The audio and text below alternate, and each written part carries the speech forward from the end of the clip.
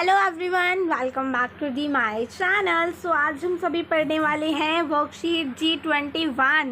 Class 7 और 8 के बच्चों को इस वर्कशीट को करना है। हिंदी और इंग्लिश दोनों मीडियम में वर्कशीट आई है, तो मैं दोनों में बनाऊंगी। आप लोग देखकर अपना काम कंप्लीट कर लेंगे। तो यहाँ पे मेरे पास है 30 जुलाई की वर्कशीट है, तो चलो स्टार्ट करते हैं।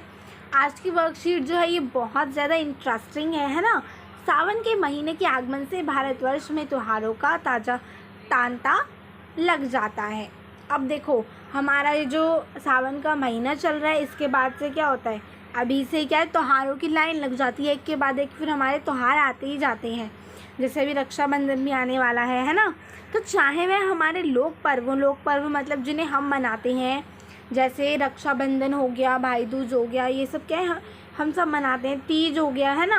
और राष्ट्रीय पर्व वो होते हैं जो सब मनाते हैं, जैसे 15 अगस्त, 26 जनवरी। ठीक है। साहिल तीज के अवसर पर बहुत उत्साहित होता है, क्योंकि दोस्तों के साथ पतंग उड़ाना उसे बहुत पसंद है। जो साहिल है वो तीज के त्यौहार पर बहुत ज़्यादा क्या है, उत्साहित मतलब एक्साइटेड होता है, क्योंकि उसे अपने दोस्तों के साथ पतंग उड़ाना बहुत ज़्यादा पसंद है। वो अपने दादाजी के आप सब भी जाते होंगे ना अपने दादाजी की, दादी, मम्मी पापा के साथ पतंग लेने। तो वो रंग बिरंगी पतंग लाता है, ठीक है, और फिर उनको अच्छे से उड़ाता है, मतलब एकदम इंजॉय करता है वो। तो और अब देखो यहाँ पर आपको क्या करना है, इसमें क्या भरना है, आपको कलर भरने हैं। पतंग उड़ाने के संदर्भ में आपकी जानकारी को भी साझा करें। अब यहाँ पे तो आप देखो, आपको यहाँ करना क्या है। सबसे पहला टास्क है आपको इस ड्राइंग में कलर करना है। ठीक है, कलर, इसको एक काम करो, आप सबसे पहले अपने इसको कॉपी में बना लो, इस ड्राइंग को सुंदर सुंदर, और इसमें कलर कर लो। अब यहाँ पर है आपके पास सेकंड टास्क कि अपने पसंद की एक पतंग का चित्र बनाना है। आपको जैसी पतंग पसंद है ना, आपको ऐसी पतंग का चित्र बनाना है। आप कुछ भी बना सकते हो, इस टाइप से झालर टाइप की बना लो, कलरफुल बना लो, ऐसे वाली बना लो, जैसी भी पतंग आपको पसंद है, आपको ऐसी पतंग बनानी है और उसमें कलर भी करने हैं। ठीक है। अब हमें कुछ क्वेश्चन भी दिए हुए हैं, वो भी ज़्यादा मुश्किल तो क्वेश्चन है नहीं। सबसे पहला क्वेश्चन देखो क्या है, दिल्ली में किस अवसर पर पतंग उड़ाई जाती है। तो आप बताओ कब उड़ाते हैं हम सब पतंग? उड़ाते हैं 15 अगस्त को। कब उड़ाते हैं? 15 अगस्त। ठीक है। अब सेकंड क्वेश्चन है, भारत के निम्नलिखित राज्यों में किस अवसर पर पतंग उड़ाई जाती है, नाम लिखना है। तो आपको बताना है कि राजस्थान में लोग कब उड़ाते हैं पतंग, केरल में कब उड़ाते हैं, गुजरात में और हरियाणा में कब पतंग उड़ाई जाती है, आपको यहाँ पे लिखना है। तो चलो इसका आंसर देख लेते हैं। सो यहाँ से आप ये आंसर लिख सकते हो कि राजस्थान में कब उड़ाते हैं, मकर संक्रांति या तो बसंत पंचमी पे राजस्थान में पतंग उड़ाई जाती है, केरल में बसंत पंचमी और पोंगल पर, गुजरात में मकर संक्रांति और हरियाणा में मकर संक्रांति और बसंत पंचमी पर पतंग उड़ाई जाती है। ठीक है, ये इजी था, वैसे तो आपको पता होना चाहिए। तो अब इसका सेकंड क्वेश्चन देखते हैं। सो वैसे भी आप लोग इस वर्कशीट में जनरल नॉलेज गेन कर रहे हो, तो इनको आप जो आपने इनके आगे लिखा है ना आंसर, वो याद कर लेना। अब पतंग नंबर 1 में कितने वर्ग हैं, तो सबसे पहले वर्ग क्या है। वर्ग आपको पता है स्क्वायर होता है, जिसकी चारों की चारों साइड्स इक्वल होती हैं, वो क्या होता है, वर्ग होता है, राइट। तो हमें उसको बताना है कि पतंग नंबर 1 में कितने वर्ग हैं, गिनती करनी है, सिंपल। तो यहाँ देखो, आपको पतंग नंबर 1 लिख रहा है, मतलब ये पतंग नंबर 1 है और हमें इसके अंदर के वर्ग गिनने हैं, स्क्वायर गिनने हैं। तो सबसे पहले हम इसे जूम कर लेते हैं। सो यहाँ देखो, मैंने इसे जूम कर लिया। अब यहाँ पे देखो, ये 1 2 3 4 5 डब्बे हो गए, ऐसे लाइन में 5 हो गए। ठीक है। उसके बाद अब 1 2 3 4 5 ऐसे भी 5 हो गए मेरे पास। ठीक है। तो अब ये जो आए हैं, इन दोनों को मैं मल्टीप्लाई कर दूंगी, तो मेरे पास आंसर आ जाएगा। तो कितना आएगा? 25 आ जाएगा। ठीक है। अब ये 25 तो हो गई। इसके अलावा एक स्क्वायर मुझे और दिख रहा है, वो कौन सा है? हाँ, ये तो थे हमारे सारे छोटे छोटे स्क्वायर, लेकिन एक बड़ा स्क्वायर भी तो है, ये खुद इतना बड़ा स्क्वायर है ना। तो इसमें हम एक ऐड कर देंगे, तो मेरा आंसर क्या आ जाएगा? 26 वर्ग आ जाएगा। तो आप क्या लिखोगे आंसर में? 26 वर्ग। ठीक है, ये हो गया आपका आंसर नंबर 2। अब देखो थर्ड क्वेश्चन में क्या कहा जा रहा है आपसे। सो अभी हमने किया थर्ड क्वेश्चन, अब हम देखते हैं फोर्थ। पतंग दो में कितने त्रिभुज हैं। अब पतंग दो, सबसे पहले ये रही पतंग दो, तो इसको हम जूम करके देखते हैं कि इसमें कितने त्रिभुज हैं। ठीक है, त्रिभुज मतलब होता है ट्रायंगल, जिसकी 3 साइड होती हैं, वो होता है हमारा ट्रायंगल। ठीक है, इसकी सारी साइड्स अलग अलग हो सकती हैं, इक्वल हो सकती है, 2 साइड इक्वल हो सकती है। मतलब ये जो ट्रायंगल है ये किसी भी तरह का हो सकता है, ऐसे बन सकता है, ठीक है, ऐसे बन सकता है, ठीक है, ऐसे बन सकता है। तो ये सब क्या है, ट्रायंगल ही हैं, ये त्रिभुज ही हैं। तो अब हमें पतंग दो में बताना है कि त्रिभुज कितने हैं, तो गिनते हैं चलो।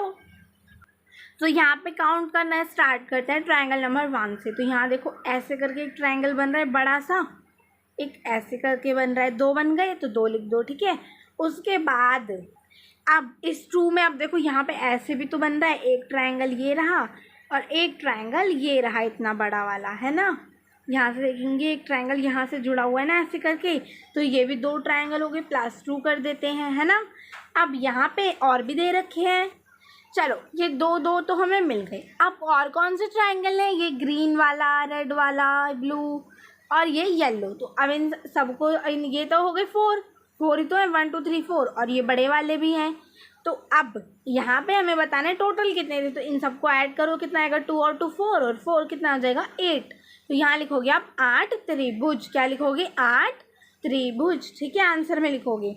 अब देखो हमारे पास आगे क्या है, तो देखो यहाँ पे अभी हमने ये वाला करा, तो आपको आंसर क्या होगा, त्रिभुज लिखोगे और 8 त्रिभुज लिखोगे। यहाँ पे त्रिभुज भी लिख देती हूँ, चलो मैं आपको कंफ्यूजन ना होनी चाहिए और आपको समझ आना चाहिए आपने कैसे करा है। ठीक है, अब जो आपका 5वां क्वेश्चन है वो है कि पतंग उड़ाने से संबंधित आपके पास कोई अनुभव के बारे में लिखिए। मतलब आपने कोई चीज़ एक्सपीरियंस की हो या आपका कोई किस्सा हो पुराना पतंग उड़ाने से रिलेटेड, उसके बारे में आपको बताना है।